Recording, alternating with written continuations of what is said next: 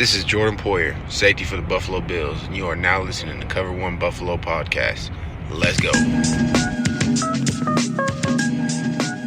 Good evening and welcome to the Cover One Buffalo Podcast. You are joining your host, Greg Tompsett, tonight as we kick off our season, off-season positional preview. And, you know, I think a lot of people like to jump right in with the sexy positions like quarterback or wide receiver, those skill position spots.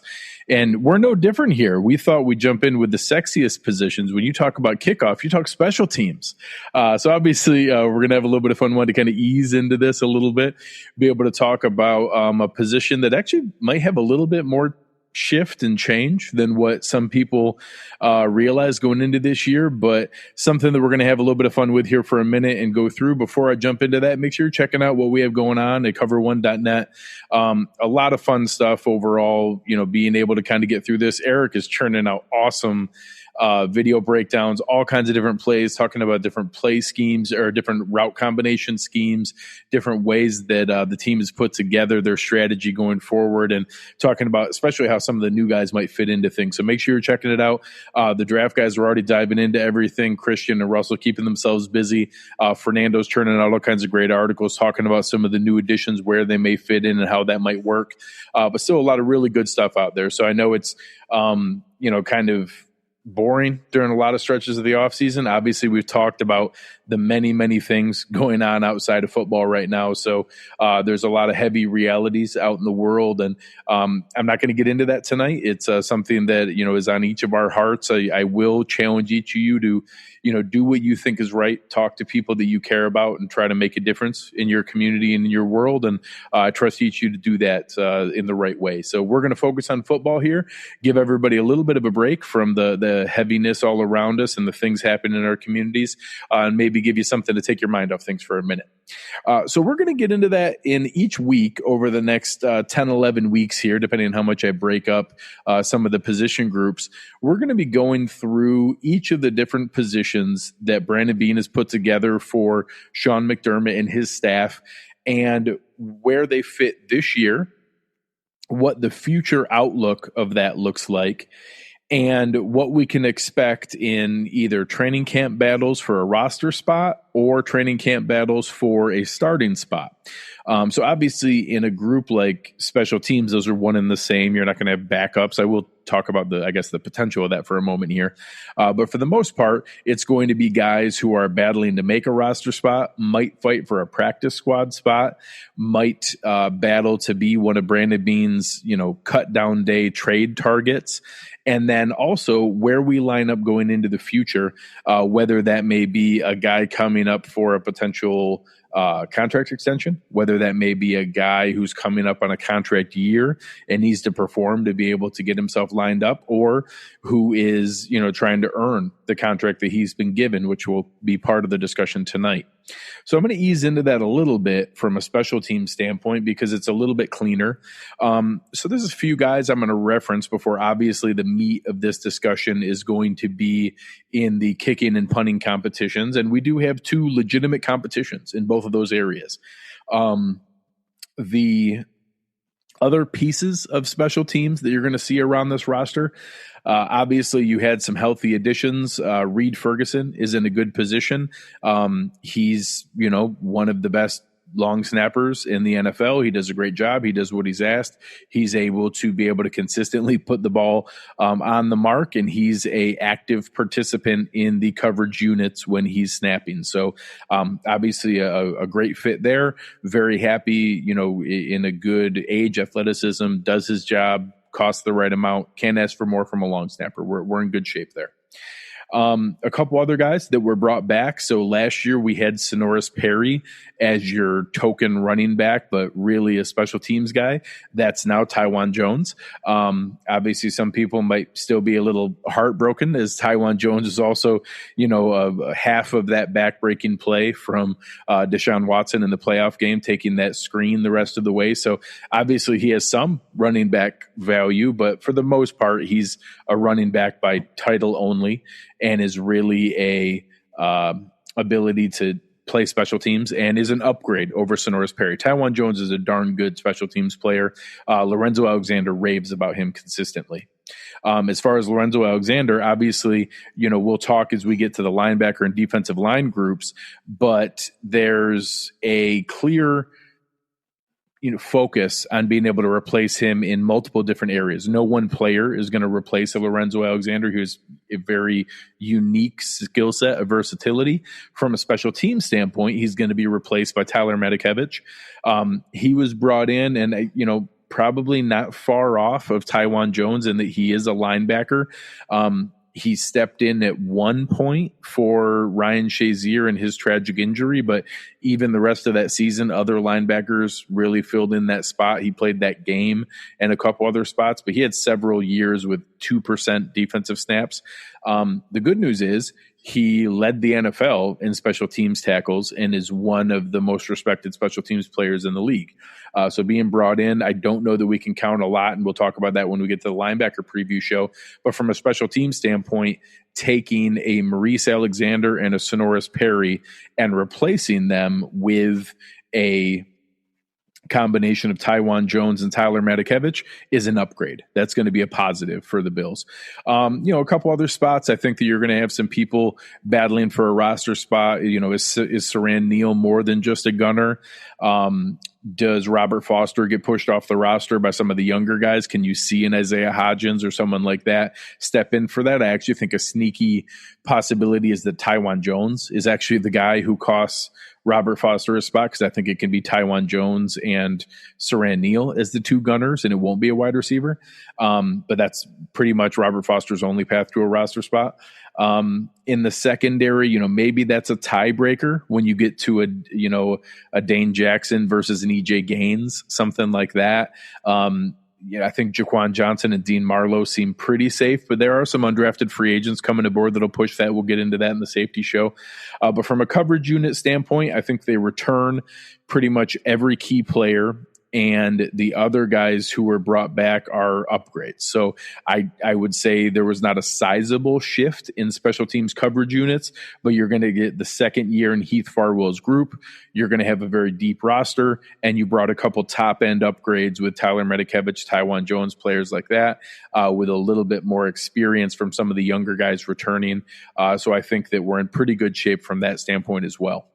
Overall, the Bills' special teams units performed reasonably last year. They were above average in many different areas, had a few that they struggled, had some frustration with penalties early. Those actually subsided pretty reasonably later in the season. But overall, we're solid. I don't think it was an enormous leap forward from those who were, looking for just a huge material shift from the Danny Crossman area, but it was a shift and a positive move overall for Heath Farwell. And this year being his second year on the job, hopefully we'll see some more positives. Now let's get into the meat of the discussion here.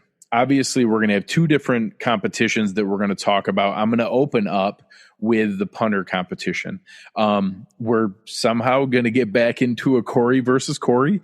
For anyone who doesn't know, the Norwegian kicker that was brought over, he came out of Marshall after kicking and punting at Marshall. He was actually a better punter in college and just kicked his final year. He came out initially as a dual threat guy, was brought on in Baltimore, and made 4 field goals in his first preseason game, and that kind of gave him maybe an unfair expectation that all of a sudden Baltimore had stumbled on this great value behind Justin Tucker, who obviously wasn't going to unseat Justin Tucker, who's easily the best kicker in the NFL. All of a sudden Minnesota traded for him, but they also signed Dan Bailey, and he lost out to there and then got claimed by the Jets without ever practicing with them. So I don't know that Cory Vedvik was put in a great position to be successful, but he missed a field goal and an extra point in a game the Bills won by 1 point against the Jets, and that certainly didn't help him.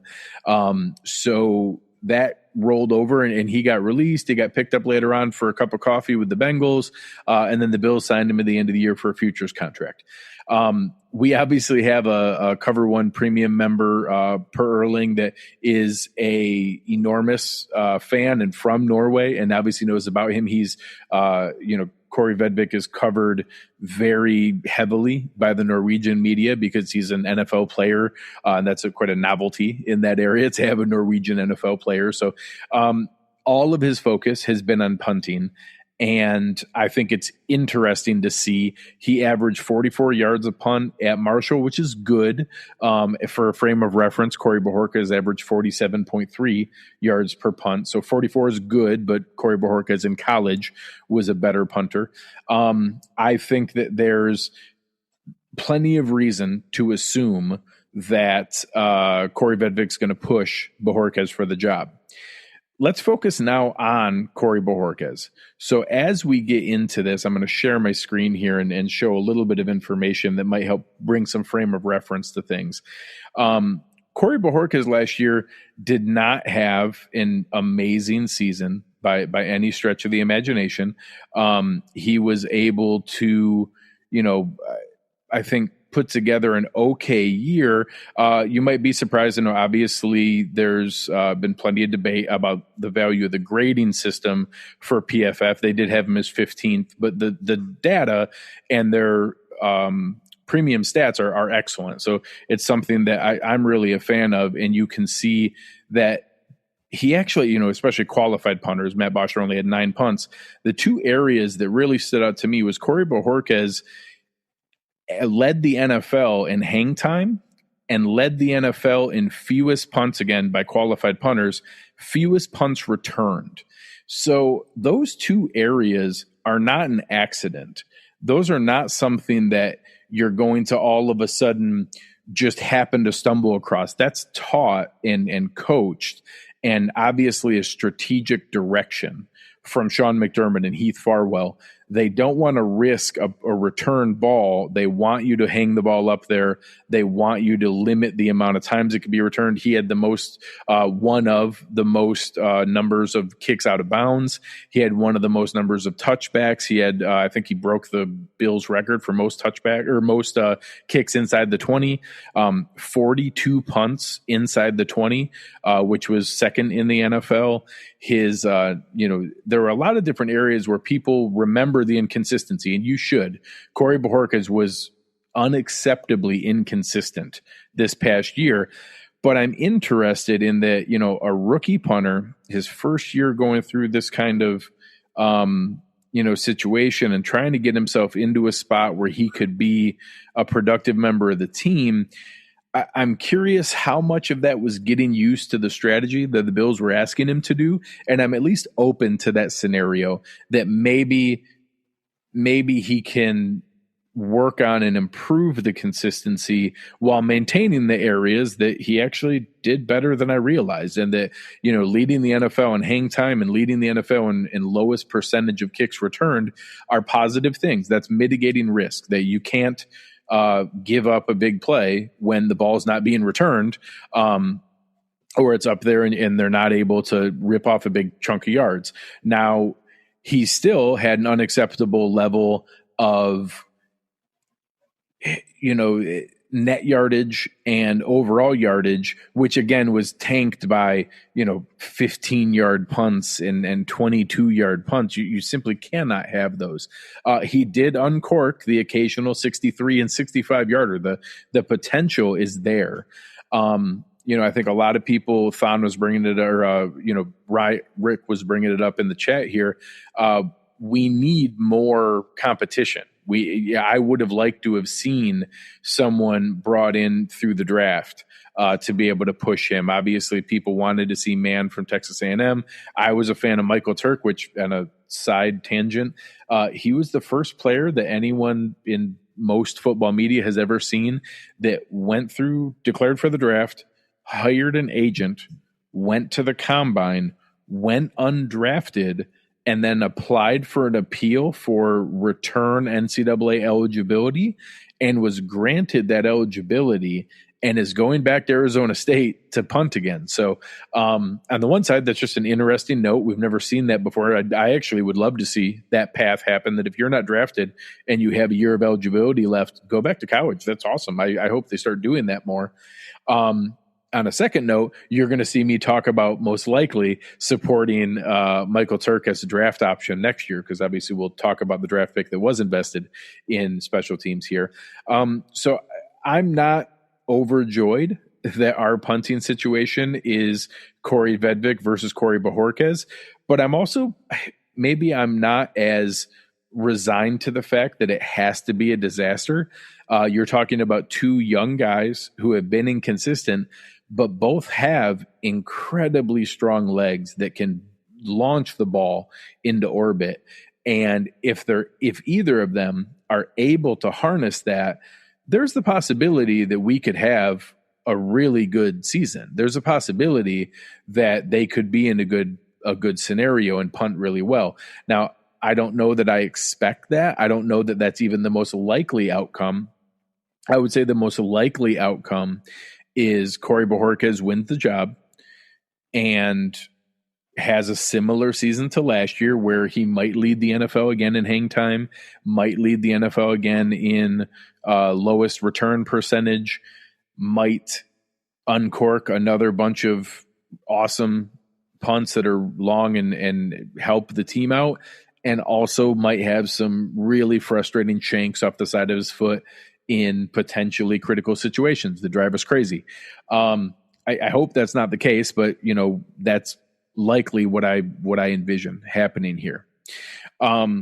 Moving on to the next set is going to be really interesting. I don't know that many of us anticipated the team going in and investing in a kicker in the draft. I think a lot of us were looking into the team potentially drafting a special teams player, and we all thought it was going to be a punter. I talked a lot about Braden Mann, Michael Turk, and the other punters available.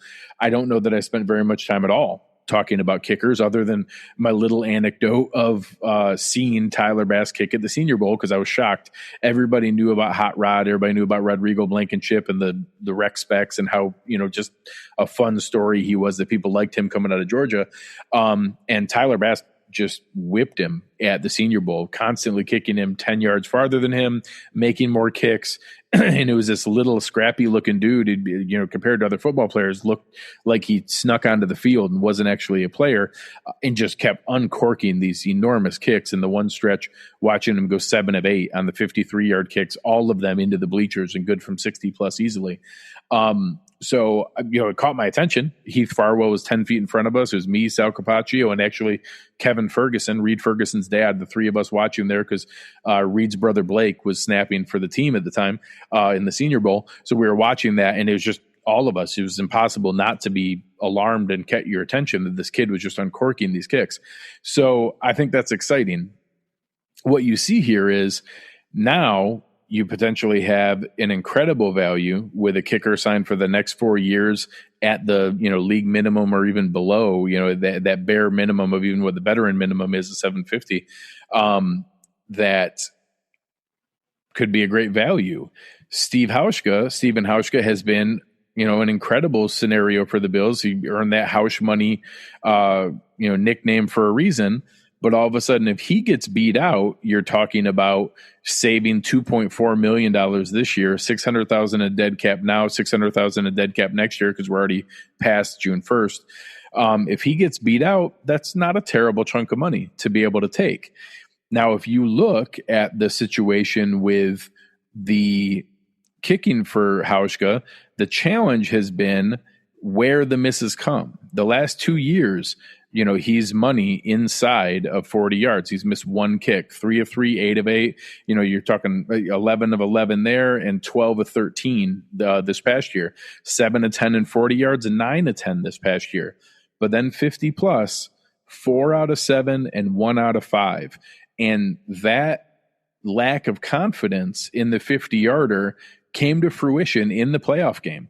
The Bills had a shot at a 49-yard field goal, late in the game, and they didn't feel confident they could send him out there in a dome to be able to make that kick. And there's nothing that Brandon Beane or Sean McDermott can say in a press conference that's going to speak as loud as those actions in that game.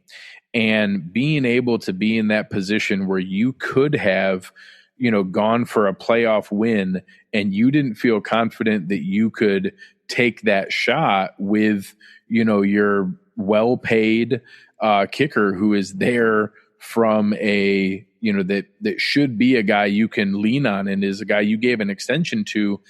And then you turn around and invest in a 6th round pick kicker who is the top rated kicker, but just about, every scout out there. That speaks volumes to me. Now, I know they're not simply going to hand the job to Tyler Bass. He has to beat out Stephen Hauschka.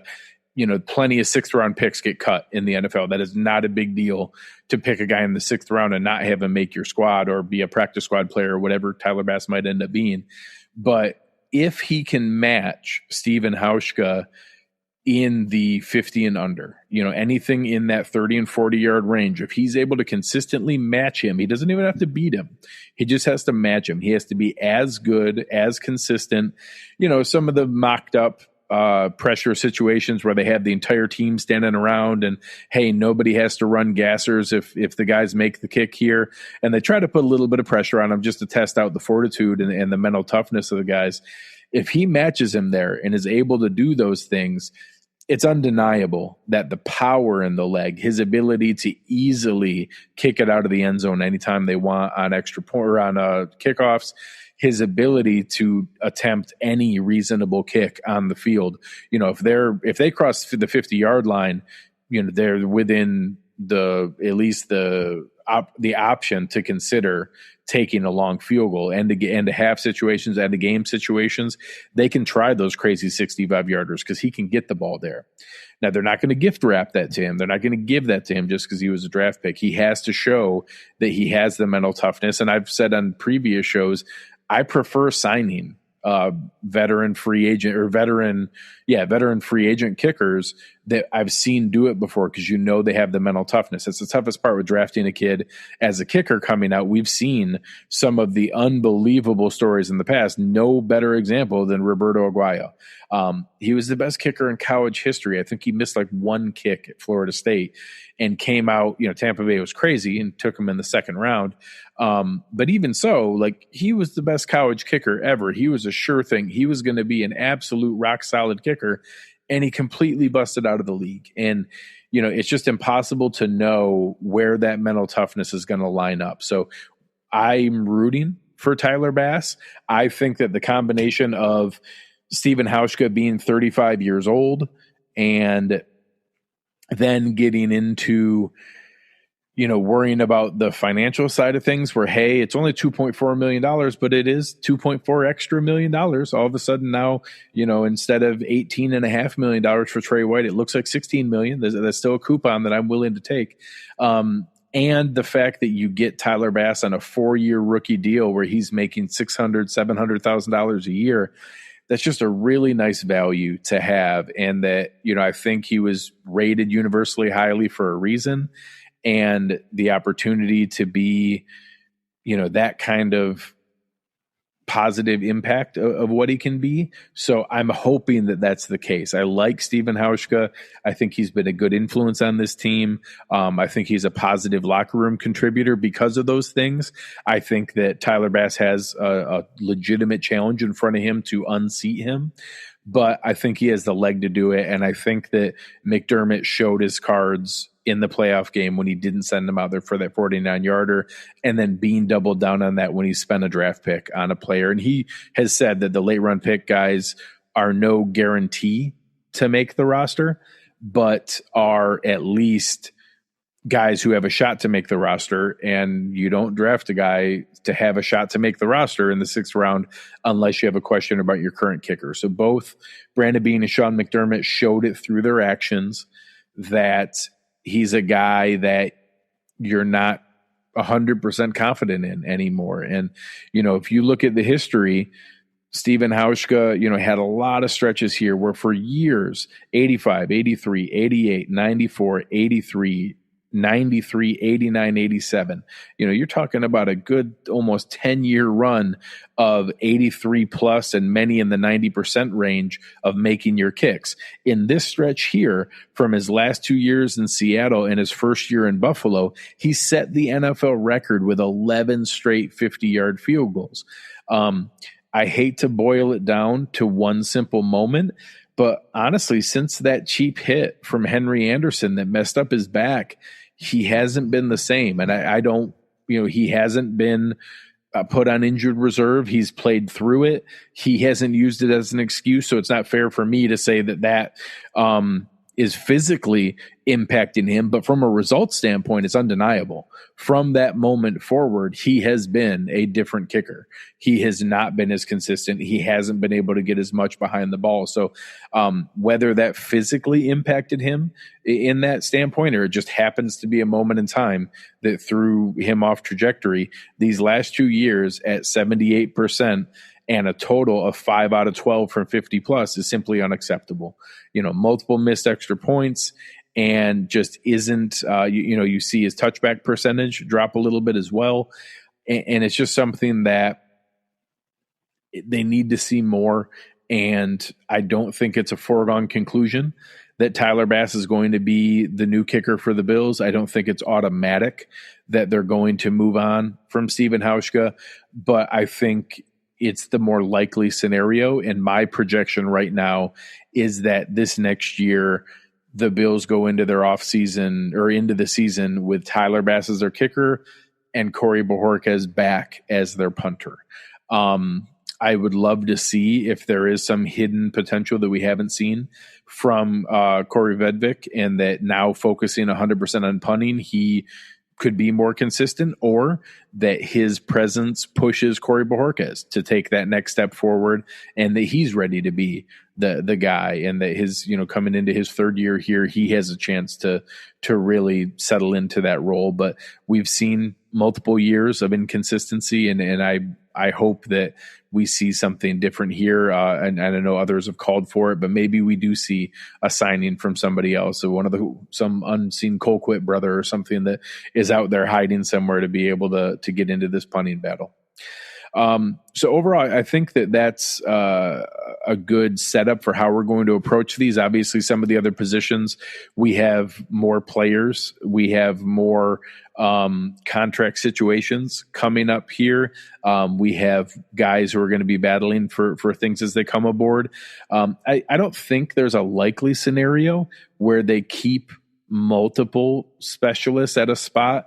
That, I've heard some people talk that if the combination is Hauschka making the team, maybe it's more likely that Cory Vedvik is the punter, because he technically could be the kickoff guy and could be the long field goal guy at the end of a half or end of a game. I don't think that's crazy. I guess there's some potential to that. If Stephen Hauschka makes the team, I've heard some ask, could Tyler Bass make the team as a kickoff specialist?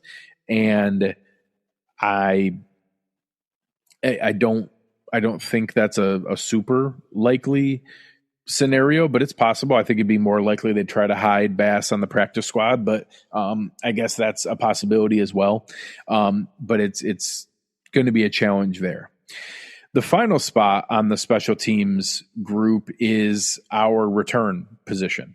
And being able to go through that challenge is really interesting. I get into a lot of debates with people on the value of having a returner. I think it's like so many other debates in our culture right now. The nuance is kind of lost. It's undeniable that having a returner and a primary returner is less valuable than it used to be in the NFL. More teams do directional punting, kick the ball out of bounds, kick it high, just like the Bills directed Bojorkas to do, with high hang time and avoid punt returns. More teams kick the ball out of bounds. They've now changed a lot of the rules on the kickoff to avoid kick returns, because it's the highest percentage of injury on any single play in the NFL. They're trying to change rules there to limit that. And I think that's true. And that does limit the value of a returner. However, limiting the value isn't the same as there being no value. I also think there's an assumption that the majority of teams have offensive scrimmage players as their primary returner. Looking through kickoff and punt return, there were really like 5 or 6 teams in the NFL that had a legitimate contributing scrimmage player as their primary returner. Obviously Mecole Hardman for the Chiefs gets a lot of attention, and there are others who played a legitimate role on their offense and are the primary returner. But for 20, 25 teams in the NFL, it's a primary returner. It's an Andre Roberts. It's that kind of guy who can be a contributing backup receiver, running back, or whatever it may be. But for the most part, they're a returner, and that's their job. When it comes to that, Andre Roberts is really good at it. He has incredible judgment on when to go for the ball, when to aggressively take it and get forward. He doesn't lose time and yardage going laterally and running sideline to sideline. He gets the ball, he heads up field, he maximizes yards. He catches the ball confidently. He gets under the ball and doesn't let it bounce. That's what has driven me crazy when we have other guys, and have people like Isaiah Mckenzie or Ray McLeod and others back there, is a lack of confidence. They let the ball hit. You lose 15 yards on the bounce, and all of a sudden now the 50-yard punt became a 65-yarder. The reason that I think Andre Roberts is likely to make this roster, and Creasby is asking about it here in the chat, is the Bills didn't bring in anyone with any return experience. I think Stephon Diggs obviously has phenomenal hands. He's never been a primary returner in any capacity, maybe 1 year at Maryland in college. He has not done that consistently in the NFL. They're simply in neither of the drafted guys, Gabriel Davis and Isaiah Hodgins, are not returners. I've seen some people talk about it that if guys like Robert Foster or Isaiah Mckenzie want to improve their odds of making this team, I hope they sat there with a jugs machine just catching punt after punt after punt this offseason. I would love if we could morph some of those guys and that you're able to have a gunner and a returner, or more likely Isaiah Mckenzie being able to be that jet sweep gadget guy and the return guy.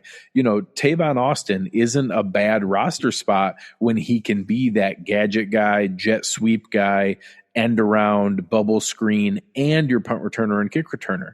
That's not a bad use of his role when he can do all those things. The challenge is when they didn't put Andre Roberts in that role. I don't know that he can't, but it doesn't seem like that's his likely path any longer. Isaiah Mckenzie was pretty good at that jet sweep gadget role, but he just doesn't have consistent hands. When they put him back there, he muffs kicks, he double catches kicks, and then that hurts his confidence. So then on the next one, he doesn't get under it confidently enough and he lets it bounce. I would love if Isaiah Mckenzie comes forward this year and puts himself into a position where he can be that guy and he can unseat Andre Roberts. If that doesn't happen, I think that has to be a bigger than maybe acknowledged need going into next year, is having a receiver that can be that return guy. You're maybe a KJ Hamler type next year in the second round. All of a sudden, that's a better value than what we realize because it allows for more.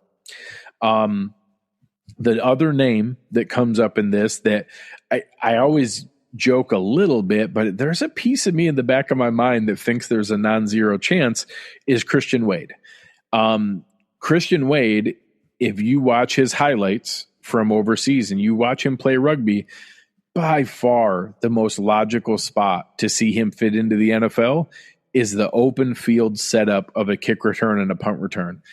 That it just seems like it would translate so naturally from what that skill set was. We saw what he did in the preseason last year on some of those open runs and open screen plays where he got the ball and just ran to space. And I don't think it's likely that a grown man who had never played American football can all of a sudden grasp the intricacies of it starting at 27, 28 years old and get to the point to be an NFL roster player at a skill position. I get it sometimes with offensive line, with defensive line, where the physical ability can simply be overwhelming. The nuance and technique that gets into the skill position players is really tough to just all of a sudden learn. The innate instincts that go into being a running back.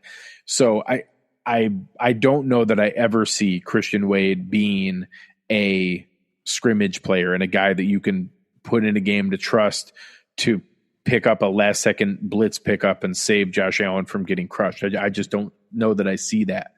But I think there's a non-zero chance that he's a world-class athlete. He's incredibly fast. He's probably, a lot of people projected watching his highlights, watching everything. He's probably a low 4.4 guy at his peak from a 40-yard dash if he was going to the combine when he was, coming out of the league. He's the kind of guy that if he can harness that with that ability to run to space that is so natural in rugby, there's a chance that he could unseat Andre Roberts. Again, I don't love the idea of having a separate guy who's a returner and a separate guy who's really only a gadget jet sweep guy on offense. So, it drives me a little bit nuts that our 6th and 7th receiver would need to be both Isaiah Mckenzie and Andre Roberts, or that we maybe cut and risk trying to hide in a practice squad a guy as talented as I think Isaiah Hodgins is. So it's something that I don't love that idea. Matt in the chat here is asking how fast Diggs is. I think Diggs was like a 4.49, 4.52, that kind of about 4.47, somewhere in that, like upper 4.4s, lower 4.5s. I don't think Stephon Diggs' question is, could he be a returner? It's that he's like, he's our $70 million number one wide receiver. I don't want him returning kicks. And I feel fairly confident Sean McDermott feels the same way, that they don't want him back there doing that just because he's so valuable to the offense. So I don't think it's a matter of Stephon Diggs not being able to, and I wouldn't even hate it if they use him like the Eagles used to use Deshaun Jackson, where he's not the primary returner, but if you're in a critical, like game-breaking situation, that maybe you throw Stephon Diggs back there late in the fourth quarter for a big play. Micah Hyde is another guy that Kreesby brought up. Micah Hyde has incredibly secure hands. So when you're in a situation where you just need to fair catch the ball and you just want to, just make sure we got a guy with good hands who's going to catch the ball and take a knee, you can put him back there. He's also incredibly valuable to the defense. So I don't want to get in a position where our only option is to fair catch it and you don't want your guy returning the ball. And I don't want Micah Hyde returning the ball and getting tackled. So I think he's in a similar situation as Stephon Diggs, where they're just both of them are too valuable to be able to put back there, even though both of them have great hands, both of them are good athletes. You want your fourth or fifth receiver. You want your Mecole Hardman with the Chiefs. When you have, Tyreek Hill and Travis Kelce and a cadre of running backs, and even Sammy Watkins as a third or fourth receiver, and Demarcus Robinson, it's nice that you can throw Mecole Hardman back there and not really have to worry about it. I don't think they would throw Tyreek Hill back there, and everyone can acknowledge Tyreek Hill would probably be the best returner in the NFL. They choose not to do that for good reason, because he's too valuable to the offense. So I think it's the same logic as Stephon Diggs and Micah Hyde. They might be able to do that. We don't want them back there to be able to do that. It's a risky position. And Andre Roberts has obviously made multiple Pro Bowls, was an All-Pro the year before he came to Buffalo, made the Pro Bowl as a returner in Buffalo, and has gone down that path to be able to do that. So it's something that I'm curious to be able to see where it goes. But my guess is, regardless of how many fans are going to be frustrated with it or not like it, I think Andre Roberts is darn close to a roster lock, because I don't see Christian Wade making that leap. I don't know that Isaiah Mckenzie can't do it. I'm nervous that he's going to have enough scenarios to show that he's capable of being trusted in game scenarios and in doing those things, to the point where they feel comfortable. Yes, you're right. We can cut Andre Roberts because Isaiah McKenzie's for sure our guy. So my guess is that Andre Roberts makes it as the sixth receiver. Isaiah Mckenzie is right there on the bubble for that 53rd guy, depending on whether they can afford to keep a 7th wide receiver or a 9th defensive lineman or a 7th linebacker or a 6th corner or a 5th safety or one of those kind of spots or a 9th offensive lineman. He's going to be right there battling those. He's not going to be battling receivers. He's going to be battling your Daryl Johnsons of the world. He's going to be battling your Victor Dodsons of the world. He's going to be battling your Dane Jacksons of the world for that last roster spot, your Evan Baines and Darrell Williams of the world. So we'll get to that in each of those position previews, but that's my guess, is that I would love to see Isaiah Mckenzie have had a really focused offseason of catching punts and being that guy. I would love to see him then make that 6th wide receiver spot where he could be the gadget guy and be able to do that. My guess is the 2 drafted receivers make it. Andre Roberts makes it as a returner, and that Isaiah McKenzie's the 54th guy on the outside looking in when we get to cut down day, and we're hoping we can sneak him on the practice squad. So we'll get into that more in the wide receiver breakdown, and being able to go that path. So my guess is that Andre Roberts is going to be right up there with Trent Murphy and Lee Smith and Patrick DeMarco and the guys that I get the most complaints about trying to figure out why they're on the roster and why we can't find something more creative. But, I'm assuming that that's going to be the case, and that I do think that Andre Roberts makes this roster as our primary returner, and that he's going to have another good season, and that he's going to be a backup player as needed as a receiver, and likely not play a ton to be able to do that. So we'll see where that goes, unless a guy like a Robert Foster or an Isaiah McKenzie or a Christian Wade makes some unseen leap forward as a returner. That's my guess, is that our primary return guys being able to focus on, things going forward. Obviously, Reed Ferguson is a lock. My guess is that Cory Bojorkas holds off Corey Vedvik, despite giving me laser eyes right now. My guess is Tyler Bass beats out Stephen Hauschka. And my guess is that Andre Roberts maintains his role as the primary return man. And I think Isaiah McKenzie is the only realistic path to replacing him there. So I think Corey Vedvik, Stephen Hauschka, and Isaiah McKenzie have a legitimate shot and are going to be some of the fun parts of the training camp and off season, depending on how much of that we get to see so far. But we'll see where that goes. So really appreciate it, guys. There's been a lot of really good discussion from everything here, and being able to appreciate the things going on. I got some compliments here in the chat, and Belo's calling out Richard for saying nice things to me. I appreciate it. It's fun to be able to get our minds off the heaviness of the world and the very significant realities going on all around us. Again, I want this to be a moment of escapism for you. It certainly is for me. It was nice to think about football just for a clean hour here, and being able to go through there and think about nothing else. So I'm not going to get into all the other realities here, but I am going to challenge each of you to do something in your life that you think is right, something a little out of your comfort zone, something, talking to someone you normally wouldn't, doing something you normally wouldn't, and being able to be open to new ideas and other people's perspectives. I'm hopeful for that on all sides of all discussions, that we need to be more open to listening to people we normally don't talk with. So I challenge each of you to do that, is to find somebody at work, at your place of worship, at your place of social interaction, someone in your family that you normally don't talk with, or spend a lot of time with that kind of discussion, and to take a minute and ask them how they've been feeling about what they've been seeing the last couple of weeks here, and have a frank, maybe difficult discussion about where you see things going. So appreciate everybody spending some time with me here tonight. We're going to do one of these each week going forward to get you through the summer until we get back to training camp. I'm going to try to alternate offense and defense. So I haven't decided if I'm going to do, quarterback and D-line next, or maybe we go the other direction on the roster and go either D-back or offensive line here. But I'm going to line out a calendar coming out over here the next 10, 11 weeks. We're also going to bring on some experts here. Obviously, I dove into the special teams one here on my own,